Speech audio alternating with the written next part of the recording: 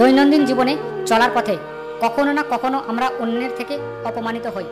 তাই অন্যের করা অপমানের জবাব দিন একটু কৌশল করে।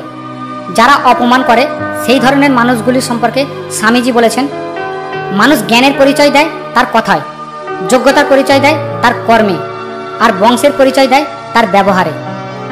বন্ধুগণ, সবাইকে খুশি রাখা একটা মানুষের পক্ষে কখনো সম্ভব নয়। তাই সবাইকে খুশি রাখার চিন্তা মাথাতে থাকলে তা সরিয়ে ফেলাটা বুদ্ধিমান বা বুদ্ধিমতীর কাজ। কেউ আপনাকে অকারণে আঘাত করেছে, তাতে করে নিজেকে হয়তো তুচ্ছ বলে মনে হচ্ছে, কিন্তু এতে হতাশ হওয়ার কিছু নেই। কেননা আপনি অন্যায় বা খারাপ কাজ করলেই আপনার শত্রু তৈরি হবে, ব্যাপারটি এমন নয়। কে যে কোন কারণে কাকে অপছন্দ করে সে কথা বলা মুশকিল, তাই বুঝে শুনে চলুন। সম্মানীয় বন্ধুগণ, আসুন এই ভিডিওটির মাধ্যমে জেনে নেওয়া যাক অপমানের যোগ্য জবাবের উপায়গুলি কি কি। 1 নম্বর উপায় হলো মেপে কথা বলুন।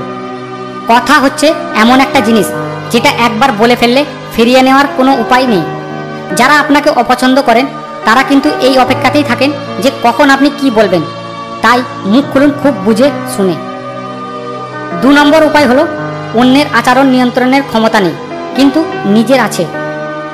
যারা আপনার সাথে খারাপ ব্যবহার করতে চায় তাদের আপনি ভালো বানাতে পারবেন না, কিন্তু নিজের আচরণ অবশ্যই আপনি নিয়ন্ত্রণ করতে পারেন। যত যাই হোক উত্তেজিত হবেন না, মাথা খুবই ঠান্ডা রাখুন। তারা যেমন আচরণ করবে আপনার সাথে ঠিক তার বিপরীত আচরণ করুন। 3 নম্বর উপায় হলো কিছু ব্যাপার দেখেও না দেখা।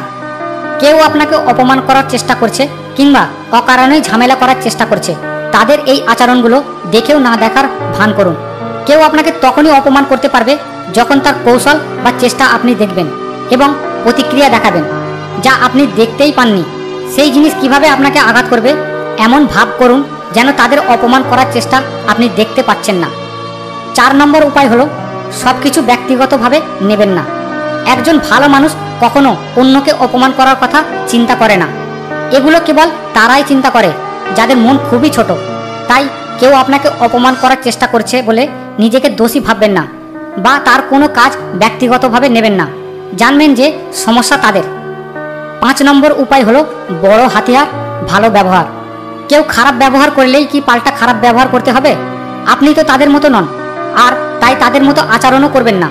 বরং সম্ভব হলে খুবই ভালো ব্যবহার করুন। এতে হয়তো তারা একটু হলেও লজ্জা পেতে পারেন আর অন্যায় চেষ্টা থেকে সরে আসার চেষ্টা করতে পারেন।